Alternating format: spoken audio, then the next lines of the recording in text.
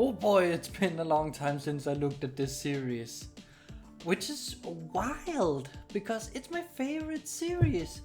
But I got so many new books I also wanted to read and review. So finding times for this series was difficult. But I decided that I want to continue with it. So here we are, I took time for this book. And it's book 3. So let's talk a little. It's the 3rd book in the Ranger's Apprentice. It was it's an early 2000s book, I think it is. I actually didn't write it down, which is pretty dumb, but 2007, so not even that early 2007. Written by John Flanagan, like the 2 other books. At Goodreads, it stands at a respectable 4.24 out of 5, with 3,000-ish reviews and almost 90,000 ratings. So think about it, pretty respectable for what I found to be a pretty unknown series. Now, let's talk about the cover though. The cover is, we have a rider with a mountain in the back. And the entire cover is black, blue and white. And even the black parts have a bluish tint to them, so calling them black might actually be wrong. And this of course because the entire takes place in winter and mostly in the northern country of Scandinavia. The rider on the cover is either Horus or Depano, who works as the main antagonist in this book. But really it isn't clear. And also to me this cover is just kind of boring and a whole lot of nothingness. It doesn't scream anything with the Ranger's Apprentice. And it isn't even clear who the character in the book is. It's just kind of blah. So yeah, with that out of the way, this review will tackle the first half of the book and the second half given such a short. And then the second half. So we'll split it in half about chapter 19. So the 2 sections will be like this. Pretty much roughly middle. So let's get to section 1. I just really want to highlight something interesting already in chapter 1. So I have this huge storm and we see it from both Will and Eric's POV. When we follow Will, it is described way more terrifying and as a hopeless situation. But when we follow Eric, it's still terrifying, but more calculated. We are not in doubt with either that the storm is horrible, but with Eric we see his experience with this the first time for Will, which is an awesome little way of nuancing, adding nuance to your writing. Because one character definitely knows what he's doing, so of course he's not as scared or worried. Whereas the other one has no fucking idea what to do and just feels like they're gonna die. I do also like how we see King Duncan and Princess Cassandra, I'm gonna call her Evelyn for pretty much the rest of this review, both come to see the plan and line of thought when it comes to what's called hostages. Important hostages are not in danger, but so therefore they should not be worried because they'll be taken care of because there's a lot of money in keeping them, which is correct. However, then we see the pragmatic Rangers being like, yeah, but we are not important hostages, we're just people. So Will and Holt both realize right away that yeah, Will cannot be guaranteed protected like Evelyn can. Of course, King Duncan realizes that too, but it shows a fundamental difference in upbringing and worldview. I do like something I find funny. Let me say it like that because I do say I do like a lot. Something I find funny is Holt's plan. How he uses the law like that. Like he knows how King Duncan thinks. It is a gamble, gambling on permanent banishment or death from the kingdom, but he knows King Duncan really don't want to do it, so he's like, I'm gonna gamble, I think I know what to do. And since the law doesn't state a time frame, King Duncan can set that himself, and that's kinda awesome. The only thing I don't like is how King Duncan doesn't right away realize. I think he should have been smarter about it. I think it was a pretty obvious plan, but it's not the end of the world that he didn't realize it at all. But I think he should have. It's also a little weird with the way the Scandian society works. So it's clearly based on Scandinavia, where I'm from.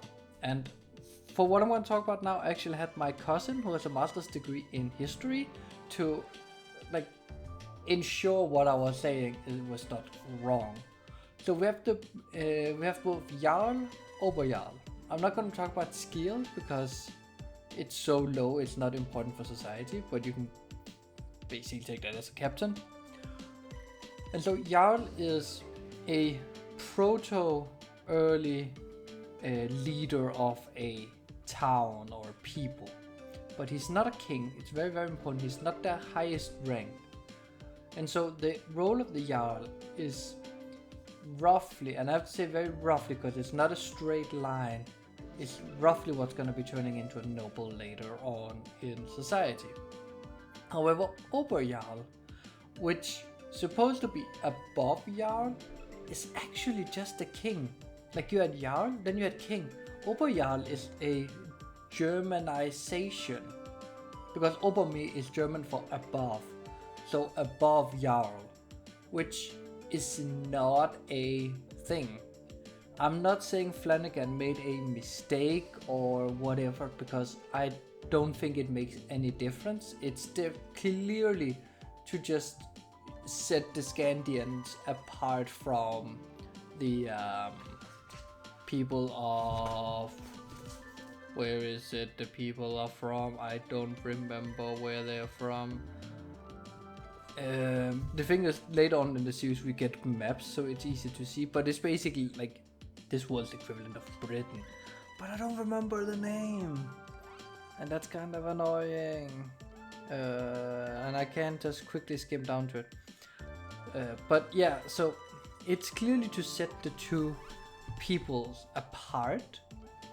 But I don't know, I think taking the German word is a little...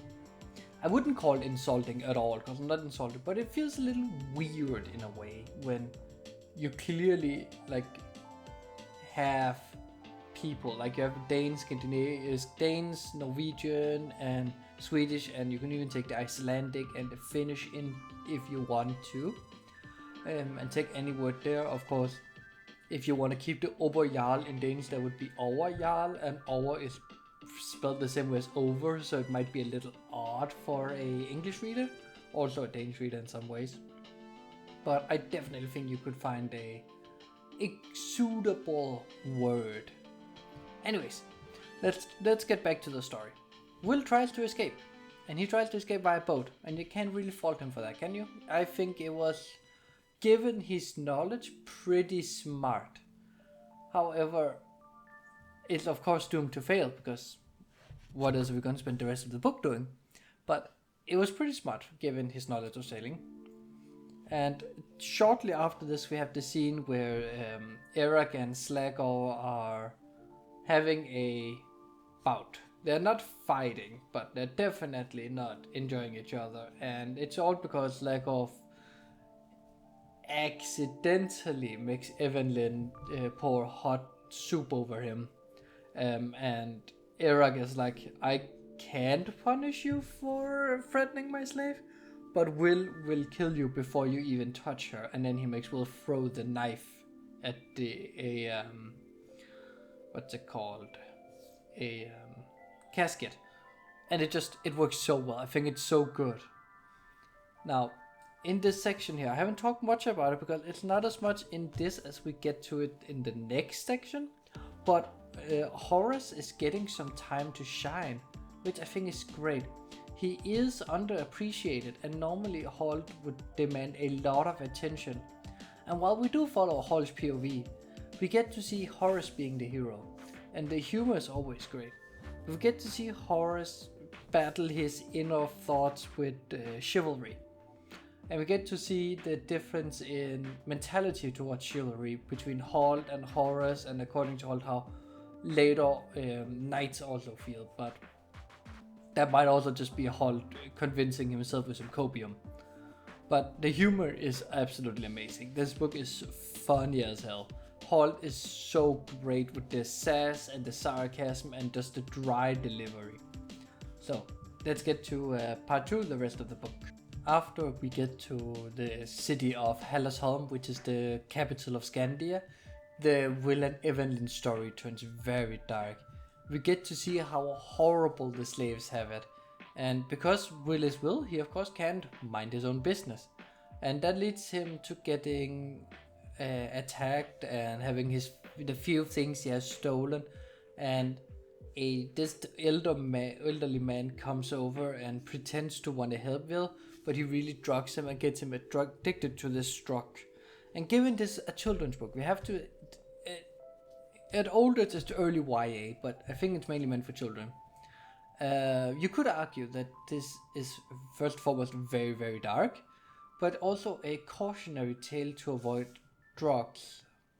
And I think it might be that it's like you really gotta be careful you don't get sucked into and lose control of who you are. Now, I'm not gonna delve too much into this, because while all this going on, Horace and Holt, they meet Depanot, who is the most mustache-twirling, evil bad guy in the world. He's the one who will turn around in his chair, stroking the cat. He is the Dr. Doofenshmirtz of this world. And something funny, because the entire first section here, whenever we follow Holt and Horace, they of course talk in, let's see if we can find it.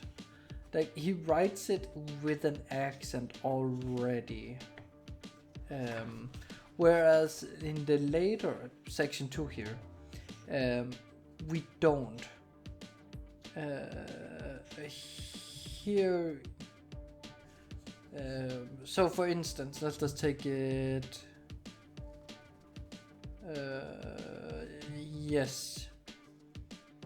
Horace sheathed his sword, finally sure that there was no further threat from the night. For his part, the vanquished warrior peered owlishly at Holt and a figure towering over them both on horseback. His eyes still wouldn't focus. "We shall continue the combat in the foot," he declared shakily. Holt slapped him heartily on the back, setting his eyes spinning once more. "The hell you will, you're beaten, my friend. Topple fair and square. Sir Horace, Knight of the Order de la Folle de Chêne, has agreed to spare your life." "Oh, thank you." So he writes them with the French accent, given they're supposed to have sailed from England to France, and then France, Germany, and then France, Germany, Denmark, Scandia, because in this world, that's kind of how it works.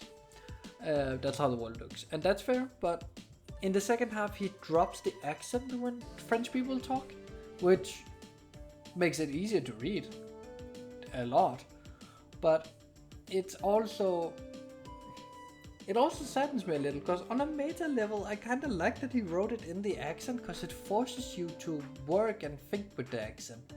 So it was a neat stylistic choice, but I also get why he wanna not keep doing it and annoy children. So let's talk about Eric. He is definitely a product of his culture with the slavery, but he is self-aware enough to hate the drugs, and he wants to help Will and Evelyn. And I hope he gets a bigger role in the future, wink wink. And we'll get to see something funny, because all the time in the book we're told how the Scandians are very, very simple people and simple planned. Like, we attack straight on, we don't think, we run in, we fight, we kill, we loot, we go home, done. But we get to see Eric has spent his time thinking and come up with a plan, and he's even been thinking so much that he's been finding the weak spot in this plan and tried to mend them as best as possible, which of course is not perfect, but given the circumstances is better than nothing. And it's basically it's mainly why Evelyn specifically needs to get Will to get firewood to Eric, and of course the excuse is that he is her friend, so she want to treat him nicely. And if that doesn't work, she has money, and if that doesn't work, she has a knife, so she has a backup for a backup for a backup plan, which is great. Also, something I am glad, because let's go back to the drugs. That sounded bad. That sounds very dark. is that explanation that once someone is deep into addiction, straight up removing their drug might kill them. I'm actually glad Flanagan added that in, that he isn't playing it off as an easy thing to fix. Staying with the idea that Flanagan isn't hiding how it feels and how it hurts the people around the addict when they're so far gone. And I think that's important if you want to teach about the potential dangers of drugs. We need to see how it hurts Evelyn, but we also need to see her resolve to fixing this issue, seeing that kind of uplifting that no matter how far deep down into this rabbit hole or chasm or whatever you want to call it you get, you can still get out. People will want to help you.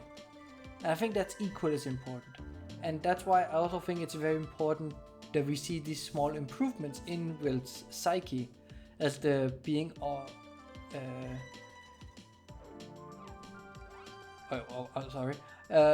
we see small improvement in Will's psyche as the being honest with the addiction. Like, I have no idea what I tried to write. Like, I know what I tried to write, but that's not what I wrote. Okay, let's try that again. We get to see this small improvement in Will, in his personality, as he's being weaned off the drunk. And I think that's very, very important to see. We get to see the small victories. Will smiling as a thanks, saying good, and realizing she didn't unstring the bow, so he went and did it just as he was taught. Like, all of this is super, super, super important to see, because we want to see that this help, that you can help people out of this. And we of course ended with Will snapping back. And I think that's also a necessity, because it is a book for so young people, and you don't want children to end the book with the main character still a drug addict. Had it been an adult book or like older YA, sure, no problem. But this is for younger audience, and that wouldn't sit right with me, and it would also be very, very dangerous and scary to do. So I think the entire how Will was addicted, how that was handled, were handled exactly how it was supposed to be, both in showing the potential dangers, but also just in making it a interesting and good story. Meanwhile, in Gallica, isn't it called Gallica? It's something like that. We get to see the ranger ingenuity from Holt, the careful laid plan to make sure Depanneur accepts the challenge in front of his men, thinking it was Horace only for it to be Holt who challenges him. The fight itself was fine and all, but really it was the how to get to the fight that was super interesting, and also the resolution were fine, but I don't know. I don't have too much to say about it. It was just fine, and then we got to see some great ranger ingenuity that I hope we get more of in the next book and so on and so forth. So let's get to the conclusion. Being the third book in this series, it might not mean a lot, but it is the worst of all the books so far. It's still good, but there just isn't that much action in this book, and you kinda get bored reading the Will and Evelyn storyline around the middle point until the escape happens. On the other hand, Horace and Holt's storyline was a little better. It did also get a little repetitive until Depanneur entered the picture, but I still had fun reading the book, and it does a lot of character development for Horace and Evelyn, which is great, and we want that. But I do believe the book's pacing is too slow, and it works for more of a setup for the fourth book than a standalone.